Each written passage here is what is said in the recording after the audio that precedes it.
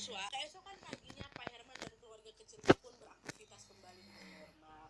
Pak Herman berangkat ke kantor, Doni anaknya berangkat ke sekolah, sedangkan Bu Intan istrinya melakukan pekerjaan rumah tangga seperti biasa.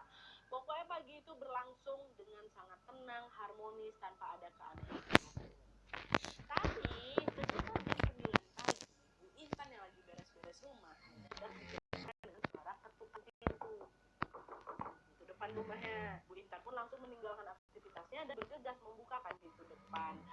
Tapi pada saat itu Bu Intan nggak langsung buka pintu, dia ngintip dulu lewat jendela. Mau tahu nih siapa tamu yang datang pagi-pagi kayak gitu. Waktu diintip, Bu Intan melihat ada seorang perempuan muda memakai baju perusan berwarna hijau lagi berdiri di depan pintu rumahnya. Penasaran lah kan Bu Intan, siapa ini wanita ini? Kok rasanya aku nggak pernah lihat dia lah. Tidak lama kemudian Bu Intan pun membukalah pintu rumahnya. Nah pas sudah membuka pintu, disitulah Bu Intan dengan jelas langsung melihat kalau wanita yang berdiri di depan badannya itu memiliki wajah yang sangat cantik sekali dan kulit tubuhnya halus betul nampaknya. Sampai terpesona loh Bu Intan dengan si wanita itu, saking cantiknya.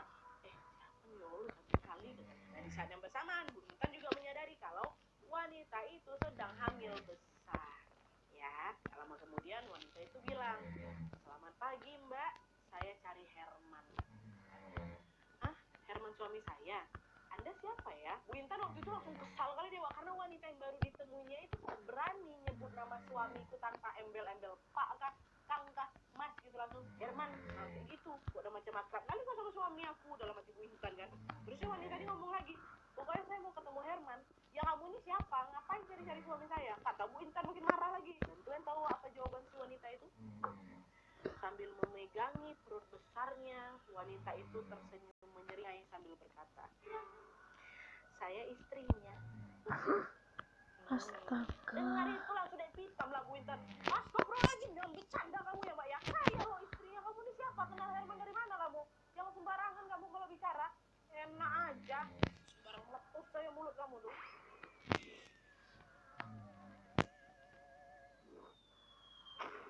Sambil terus memegangi perutnya yang besar, wanita itu bilang, "Saya sedang mengandung anaknya Herman." Sesaat kemudian wanita itu langsung menerobos masuk ke dalam rumah dan langsung duduk di ruang tamu.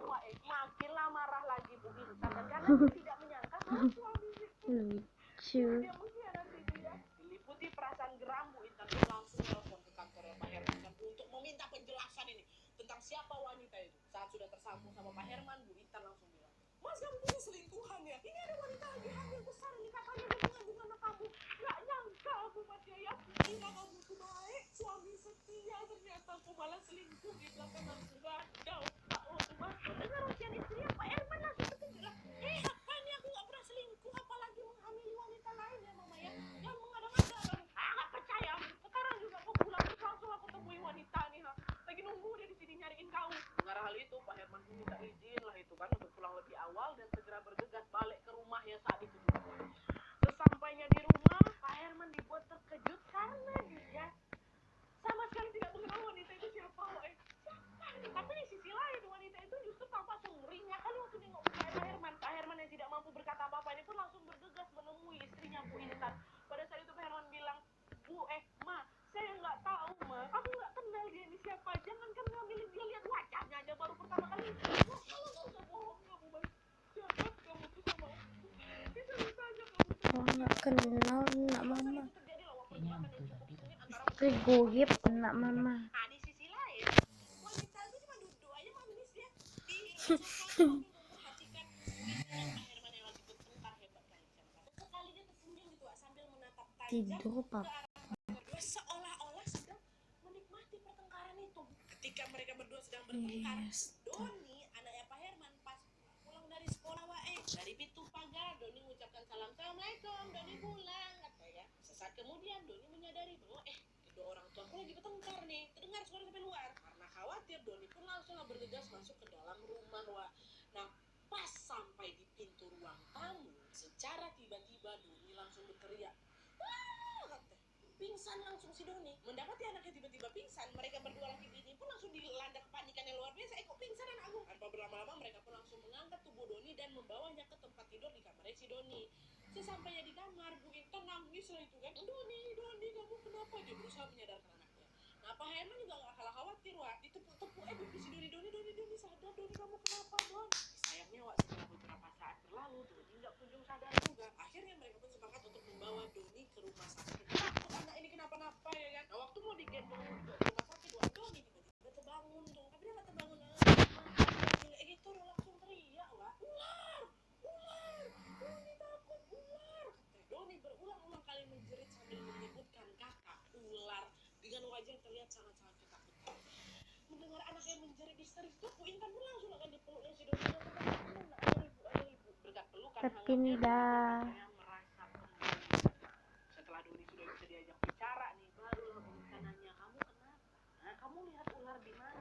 Mana pernah di rumah kita ada ular, kata Bu Intan. Gak tahu apa yang dijawab Doni. Dengan terbata-bata anak kecil itu menjawab, tadi Doni lihat ular besar kali Bu di atas kursi ruang tamu.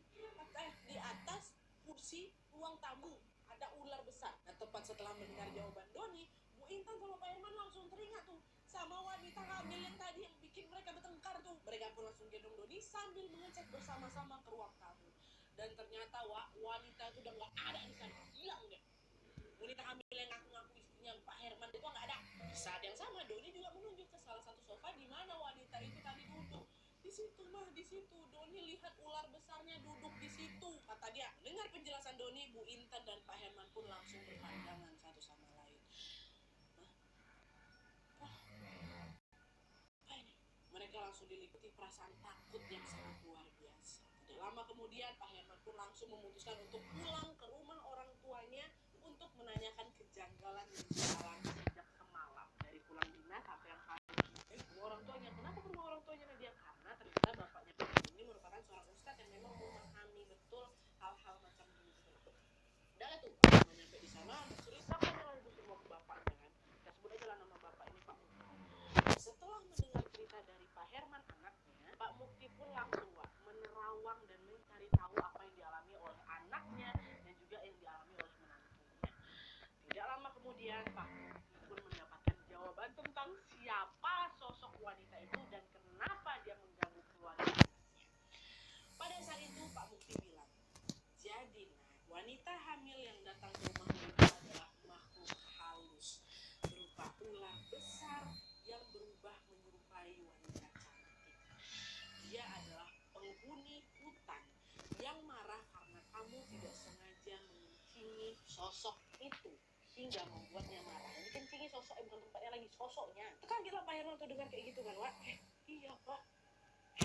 Belum sempat Pak Herman berkata banyak kan, Wak. Pak Mukti melanjutkan lagi. Dan kamu tahu, pesta rakyat yang kamu lihat semalam adalah pesta goib yang sengaja diadakan supaya kamu terlena dan tidak bisa kembali lagi ke dunia manusia. Tapi alhamdulillahnya kamu masih bisa selamat, kata bapaknya, Wak, yang sengaja dibuat untuk mancing Pak Herman rupanya. Di sana Pak Mukti juga menjelaskan kalau sosok tersebut akhirnya memaafkan kesalahan Pak Herman setelah melihat kehadiran Doni sepulang sekolah tua. Jelmaan ular tadi mengurungkan niatnya untuk mencelakai Pak Herman setelah menyadari bahwa dia masih memiliki seorang anak kecil. Sosok itu pun meninggalkan rumah Pak Herman sambil berkata, ya sudah, kali ini kau saya lepaskan karena aku kasihan sama anakku. Dia masih membutuhkan kehadiranmu sebagai orang tuanya. Kata ular itu. Masih ada perasaan. Jajak. Tak boleh kita sembarangan pipis. Bos bangse. Mampus sama muka tuh. Dan sejak kejadian itu Pak Herman pun menjadi lebih berhati-hati lagi dalam Tak ada otak. apalagi di tempat-tempat asing yang salah satunya adalah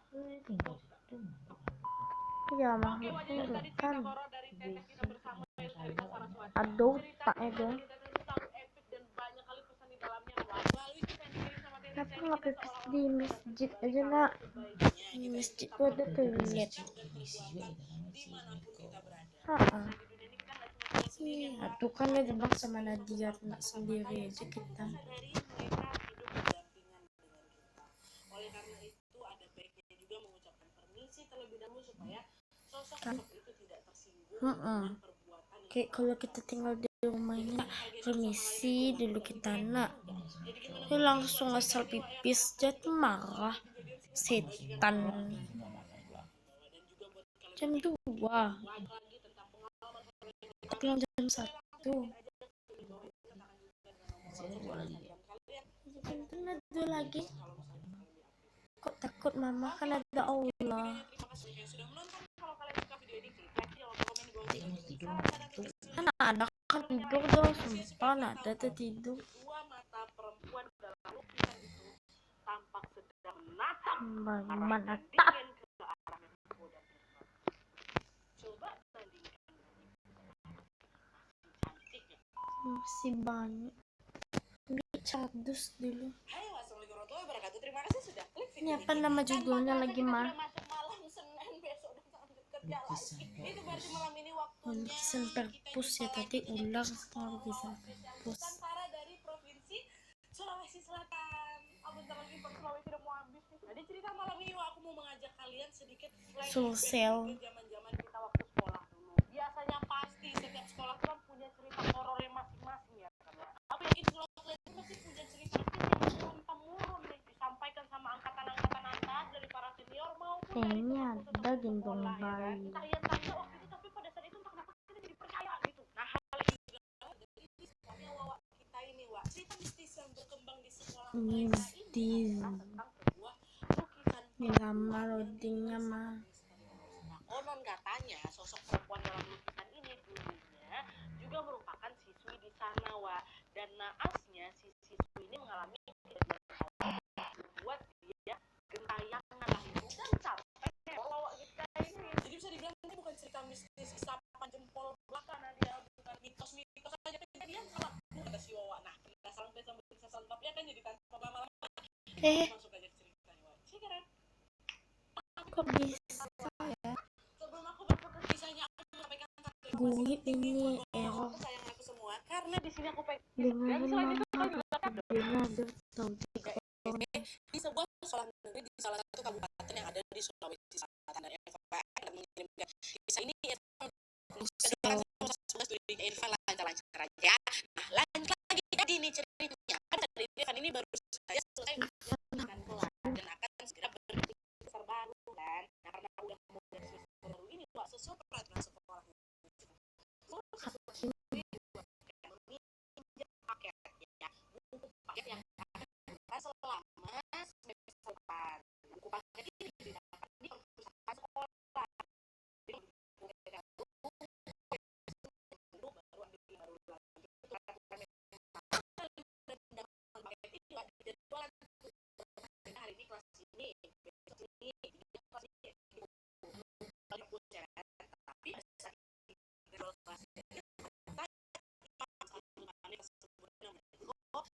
sekolah Wak, mereka sakit atau melakukan kepentingan apa nggak masuk lagi mereka berdua nih. Oleh itu Riko ini baru bisa mempunyai pada besok harinya menyusul. Ada tuh sih, jadi Irfan dan Riko pun sepakat untuk berangkat perusahaan lebih pagi Wak, supaya ngantri karena besoknya udah masuk jadwal kelas lain juga kan sampai paginya Wak, karena pagi kami sampai di sekolah. Pada saat masih banyak.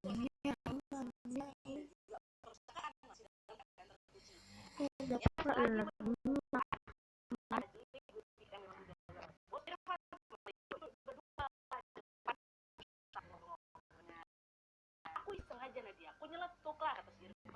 Apa itu aku tahu yang perpus itu ya, di asal satu belakang ada urusan perempuan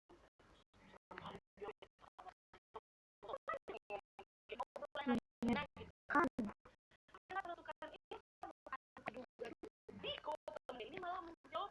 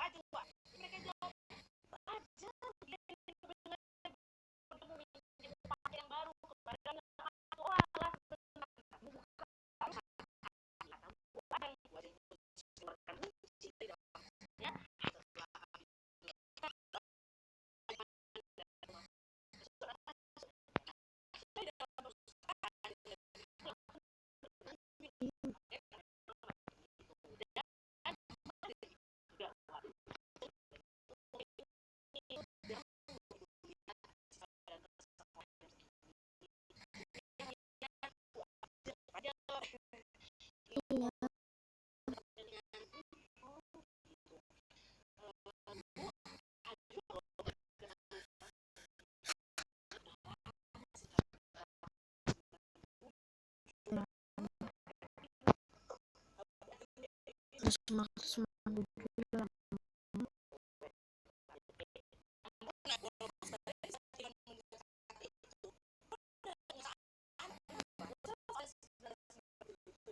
Dari awal aja nih Wak, tahu aja ini adalah tipikal guru yang pendam.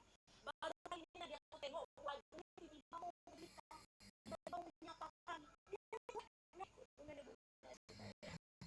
gitu dan cerita aja. Oh, yang perempuan tadi sahabatnya Bu Ajeng ya, itu kan dia di mana Bu? Kata si Irfan, temannya Bu Ajeng jadi anak. Ini Wak, yuk tapi di sini kok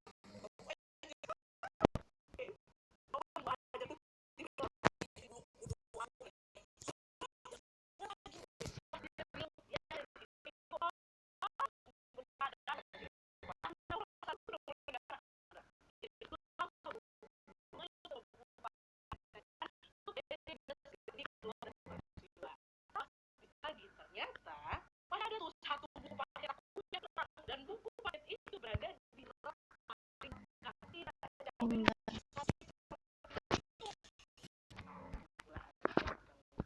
cepat aja aku ambil kata pada saat Irfan sedang bilang ini Wak hari kalau wanita tadi ada penampilan Irfan penuh kelusan di wanita si Riko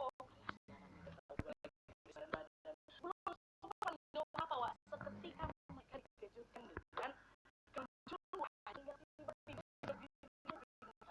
Bu dia mau ngirim pesan kan tahu siapa berdua anak Bu Ajeng dengan kita oh enggak kok nggak tahu berapa tapi saya pernah cerita itu dulu teman satu angkatan sama mama saya kan Riko kan memang itu Riko bilang sama si Irfan juga Wak dia bentar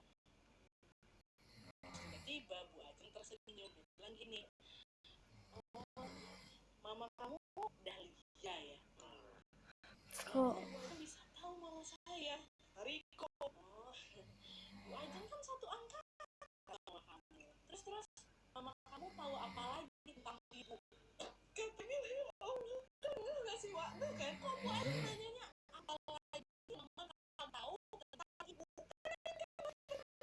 dan bukan lagi bahas Bu Ajeng aku sama Irfan aku sama Riko udah dekat udah tak keluar lagi Irfan pun langsung refleks menarik tangan Riko buat ngajak dia tapi Wak belum sempat mereka kabur dari perpus ini tiba-tiba secara mengejutkan Bu Ajeng ini ngomong kenapa kalian jadi takut kalian serius kali ngomongin ibu soal itu dia ke atas ibu dulu waktu masih muda cantik juga Bu Ajeng itu dengar macam hipnotis kenapa di saat yang bersamaan kan harusnya kamu iya.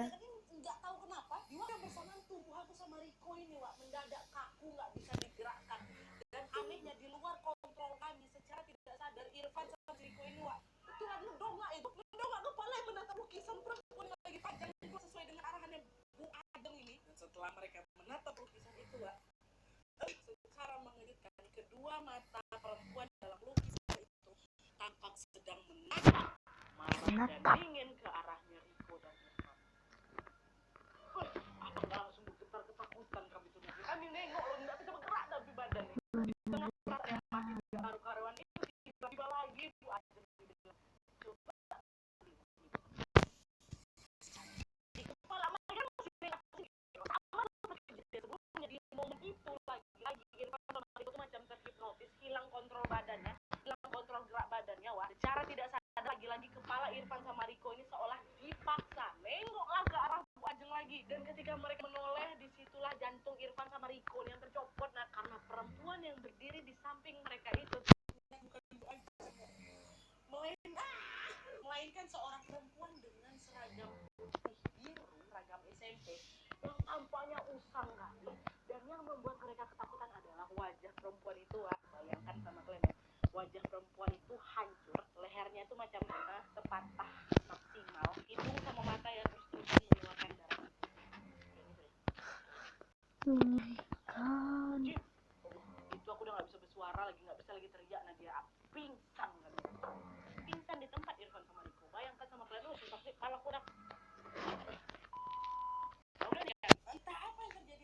pindah. Yang jelas ketika sadar Irfan ini sudah berada di ruang UKS. Dia tengoklah ke sebelah, Riko juga terbaring di samping dia. Pingsan juga kan si Riko ini. Dan selain itu di sana juga ada beberapa siswa anggota PMR dan juga Pak Guru yang sedang menjaga mereka di UKS. Melihat Irfan yang sudah sadar, Pak Guru melihat siapa namanya? Pak Guru. Pak Guru ini pun langsung bilang, alhamdulillah udah bangun. Kok kenapa nak? Ada apa sebenarnya? Kata si bapak ini. Irfan pun mencoba mengumpulkan kesadarannya dulu dan menjawab, Pak, bentar dulu. Emangnya saya kenapa, Pak ya? Saya pingsan ya, katanya. Tadi Bu Ajeng nemuin kamu sama Riko di perpustakaan. Kalian kok bisa masuk ke sana padahal perpus masih dikunci? Dan waktu Bu Ajeng datang, Bu Ajeng ternyata udah ngeliat kalian lagi nyobek-nyobekin buku paket. Terus kalian teriak-teriak gak jelas. Tadi sebelum pingsan itu kalian kesurupan, kata Pak Guru. Mereka bisa masuk ke sana, pintu terkunci. Masuk dari mana? Nanti aku gak paham. Aku gak kaget, bukan main si Irfan. Telepon. Pak Guru kan, Wak. Wajeng udah dari situ, kamu kenapa nih? Kayak gitulah pokoknya. Irfan berusaha tuh mencerna apa yang baru saja menimpa dia, Wak. Tapi semakin aku memikirkannya, Nadia, aku semakin malah ketakutan. Aku masih ingat